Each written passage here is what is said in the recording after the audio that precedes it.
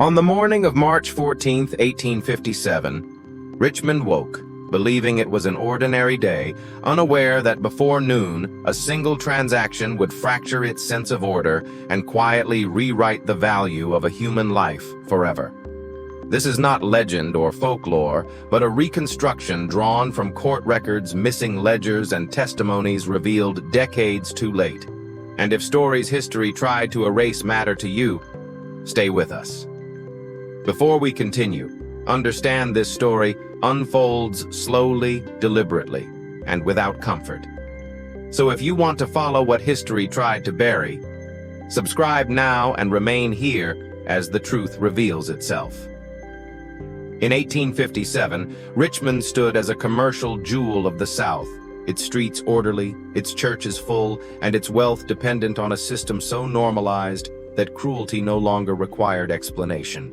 Tobacco warehouses lined the James River, fortunes moved daily, and beneath the appearance of refinement, human beings were traded with the same precision as crops, livestock, and land. At the center of this economy stood the Richmond Exchange, a Greek revival building whose columns promised order while masking a marketplace built on routine dehumanization. Inside, buyers did not shout or rage, but calculated quietly, converting bodies into numbers through repetition that dulled moral hesitation into administrative habit. Thomas Fairmont was the voice of that system, having conducted thousands of sales, his tone measured, efficient, and untouched by the consequences his words carried. That morning followed expectation exactly as a bankrupt plantation liquidated its workforce. Men and women sold quickly, futures decided in minutes and forgotten before the ink fully dried. Nothing in decades of repetition suggested that history would interrupt the schedule or that routine could fracture without warning. At precisely 11:47, the side door of the auction hall opened and conversation ceased as attention shifted without anyone yet understanding why. Two unfamiliar men entered first, their boots marked by mountain roads, their coats worn by distance, clearly not part of Richmond's familiar commercial circles. They did not resemble buyers or sellers, but stood with the certainty of messengers carrying something that did not belong in this room. Then the woman stepped forward, and the atmosphere changed in a way no ledger could explain. She was neither young nor old, her posture upright, controlled, and deliberate, suggesting discipline rather than submission. Iron shackles bound her wrists, yet she walked as if they carried no weight, unsettling men accustomed to visible compliance. Her dress was plain and clean, but her hands showed no scars, no calluses, none of the marks typical of plantation labor. What disturbed the room most were her eyes, which held no fear, no pleading, only observation. She did not look away from the crowd, but calmly surveyed it, as if assessing consequences rather than awaiting judgment. For the first time in his career, Thomas Fairmont hesitated. He examined the documents provided, then examined them again, each reading draining certainty from a man who had never questioned a sale. Witnesses later recalled his face going pale, then flushed, then pale again, as though something fundamental had shifted beneath his understanding of reality. When Fairmont returned to the platform, his voice carried restraint. Seasoned bidders immediately noticed. He announced the opening bid without explanation. $5,000. The number landed like a physical blow, exceeding the value of multiple skilled laborers combined. Confusion spread, followed by anger as men demanded clarification or dismissed the price as madness. Fairmont did not lower the bid. Instead, he read aloud a sworn statement provided by the seller, verified before a magistrate. It claimed the woman possessed knowledge of extraordinary commercial value demonstrated to independent witnesses. The purchaser, it said, would receive sealed instructions for extracting that knowledge. Attempts to force disclosure through ordinary means would fail. Outrage shifted into calculation as curiosity replaced disbelief. From the back of the room, a hand rose. 5,000, the man said, and restraint across the hall vanished instantly. Bidding escalated with unnatural speed, numbers climbing faster than reason could follow. Men who arrived to purchase labor now competed for something they could not name. At $15,000, hesitation disappeared entirely. At $20,000, 3 men collapsed where they stood. The stranger who made the final bid did not react. He stood calmly amid shock and silence, as though the outcome had never been in doubt. The gavel fell for the 17th time. Lot 37 was sold. As the doors closed behind them, Richmond was left with a question it could not answer. What knowledge could justify such a price, and why would someone work so carefully to erase its trail? 3 days after the sale, inquiries began circulating through Richmond, but the buyer's identity dissolved almost immediately into paperwork that led nowhere, and accounts that contradicted one another without explanation. The bank draft used for the purchase traced back to a livestock company registered in the Shenandoah Valley, yet its listed address corresponded to a warehouse that had stood abandoned for years. The magistrate who verified the seller's sworn statement could not be located, though courthouse records confirmed his seal was genuine and properly filed. The 3 witnesses referenced in the document were never identified, their names absent from every registry examined by city officials. Thomas Fairmont closed the exchange for 3 days, citing illness, an unusual interruption that only deepened suspicion among Richmond's merchant class. When the exchange reopened, Fairmont refused all questions regarding the sale, directing every inquiry to his attorney, who confirmed only that the transaction complied fully with Virginia statute. The ledger entry for March 14th occupied an entire page, but 7 pages following it had been removed with surgical precision. Only faint impressions bled through from the reverse side of the paper, shadows of ink, hinting at something deliberately erased rather than accidentally lost. Rumors spread quickly, as scandal always does when facts are withheld and explanation is denied. Some whispered of stolen land surveys, others of hidden mineral wealth, and a few insisted the woman spoke in languages no one present could identify. The most unsettling stories centered on the men who collapsed during the bidding. One recovered quickly and left Richmond without explanation, abandoning business interests he had spent decades building. Another locked himself inside his home for a week, refusing visitors and instructing servants to turn away anyone who mentioned the exchange. The third was never seen again in Richmond society, though some later claimed to spot him months afterward, pale and shaken, as if memory itself had aged him. 6 weeks after the sale, a reporter named Charles Whitfield decided the silence surrounding Lot 37 was itself a story worth pursuing. Whitfield was known for patience rather than speed, and he began by examining courthouse records tied to the magistrate's seal. He found confirmation of the seal's authenticity, but the corresponding document had been filed under restricted judicial review and was inaccessible to public inquiry. When pressed, the court clerk offered only a warning that some records remained sealed for reasons beyond public understanding. Whitfield then traveled west to locate the livestock company named on the bank draft. The warehouse stood empty, its doors chained shut, yet the locks bore marks suggesting recent use.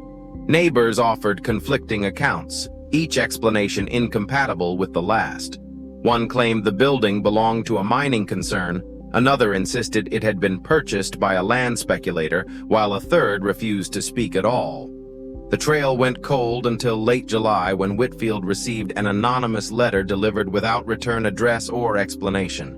It contained only 3 sentences warning that the knowledge she carried could redraw maps, that some borders existed only in men's minds, and that continued searching would reveal which category he occupied. Whitfield published a careful article describing the sale without conclusions or accusations, allowing the facts to speak while withholding interpretation. The article appeared quietly on page 7, surrounded by advertisements and estate notices, and attracted little immediate attention. 3 days later, Charles Whitfield failed to arrive for work. His room was undisturbed, his possessions untouched, and no evidence of departure or struggle was ever found. After 6 weeks, the investigation closed without resolution. Another name joined the growing list of those connected to Lot 37 who simply ceased to exist. Years passed. War came and went, and Richmond transformed from a commercial hub into a scarred capital. Yet the sale of Lot 37 lingered beneath the surface of the city's memory unresolved and deliberately avoided. The story resurfaced decades later through the work of a historian named Margaret Holloway, who encountered the transaction not through rumor but through a footnote that refused to align with established economic patterns. The price recorded disturbed her not only morally but mathematically, standing far outside accepted valuations of the antebellum slave market. Holloway understood that anomalies rarely exist in isolation, often signaling systems under strain or truths intentionally concealed. She began her investigation in the Richmond courthouse, requesting access to the exchange records transferred there after the war. Clerks warned her the ledgers were poorly cataloged, water-damaged, and rarely examined, but persistence earned her access to a basement archive where dust softened every sound. Among dozens of volumes, she recognized Thomas Fairmont's handwriting immediately, its precision unchanged by time. The entry dated March 14th appeared intact, occupying an unusually long space on the page. Closer inspection revealed 7 pages removed with surgical care rather than accidental loss. Holding the ledger beneath lamplight, Holloway discerned fragments impressed from the missing pages. They were not names or prices, but references to ridgelines, depths, and seams. The language resembled geological notation rather than auction records, a discovery that unsettled her deeply. Why would an auctioneer record land formations beneath the sale of a human being? Holloway copied what fragments she could, understanding that partial truths often reveal more than complete fabrications. Her search led her west, following a trail earlier investigators had abandoned. The warehouse linked to the buyer had been demolished years earlier, but property records revealed rapid transfers of ownership following the sale.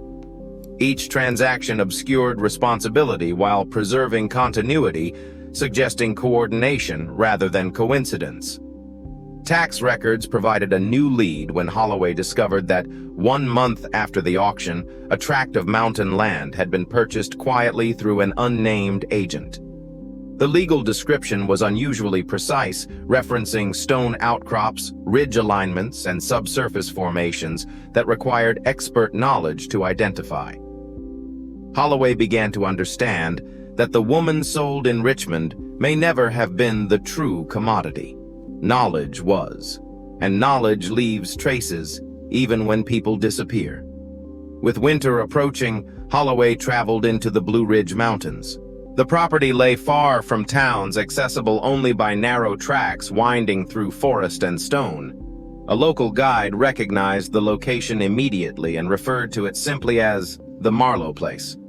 Abandoned, avoided, and discussed only in lowered voices whenever outsiders asked too many questions. The remains of a small cabin stood at the center of the clearing, reclaimed by forest growth and time. Around it, the earth bore marks too deliberate to dismiss. 14 excavation sites dotted the property, aligned beneath the surface with unsettling precision. They traced the underground path of a mineral seam with accuracy inconsistent with chance. At the center stood a well shaft sealed with stone and clay, never intended for water. It had served as storage for extracted samples, protected from weather and decay. Local men had been hired periodically under strict conditions, working in pairs, and forbidden from speaking with the woman. When she pointed, they dug, and they always found exactly what she indicated: coal, iron, limestone springs, never wrong. Holloway mapped the excavations and confirmed what intuition had already suggested. This was not luck. It was expertise applied methodically over years. As night fell over the mountains, Holloway understood the auction sale had only been the beginning. The true work had happened here, far from witnesses, far from records, in a place where only results mattered. Years later, scattered records suggested the woman left the mountains alone, boarding northbound trains without escort. her posture calm and deliberate, untouched by the urgency usually associated with escape. In industrial cities, hungry for coal and iron, companies paid for expertise without asking where it originated, and a woman with the right knowledge could operate unseen as long as the past was never allowed to name her. Under shifting identities, she advised on mineral surveys and extraction methods, guiding fortunes with the same precision that once stunned auction bidders, while remaining invisible within a profession that denied her existence. When emancipation shattered legal ownership, she converted knowledge into autonomy, transforming the very skill used to imprison her into the instrument that purchased her freedom. But freedom did not erase memory, and correspondence suggests she kept careful account of every man and company that profited from her enslaved labor, storing names like coordinates until leverage became possible. When former exploiters unknowingly sought her expertise again, she accepted their contracts, delivered accurate reports, and quietly controlled which truths were revealed and which dangers remained concealed. One such speculator invested everything in land she certified as rich, only to discover too late that the seams were poisoned, collapsing his empire beyond recovery. The records do not say whether this was revenge or balance, only that knowledge once acquired cannot be owned. The Richmond exchange no longer stands. Its ledgers remain incomplete, and the woman sold for an impossible price left no monument, no portrait, and no recorded grave.